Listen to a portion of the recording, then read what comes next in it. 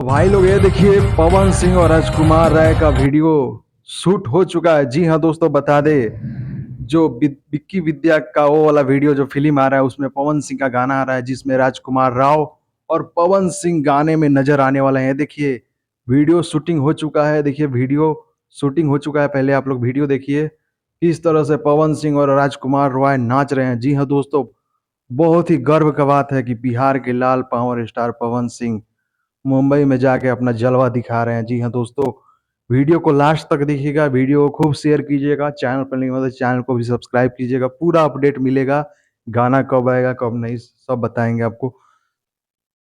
जी हाँ दोस्तों, तो वीडियो शूट हो चुका है यानी गाना कंप्लीट हो चुका है और गाना रिलीज कर दिया जाएगा। इस गाने को जो गाए हैं पवन सिंह और हनी सिंह भी है। जी हाँ दोस्त, पिछला बार आई नहीं जो गाना आया था उस गाने में पवन सिंह तो नहीं दिखे थे वीडियो में, कि गाना आया था लेकिन वीडियो शूट नहीं हुआ था, फीचरिंग नहीं हुआ था। लेकिन पवन सिंह बोले हमको इसमें फीचरिंग भी करना है। जी हाँ दोस्तों, हनी सिंह और पवन सिंह एक साथ इस गाने को गाए हैं और वीडियो शूट हो चुका है।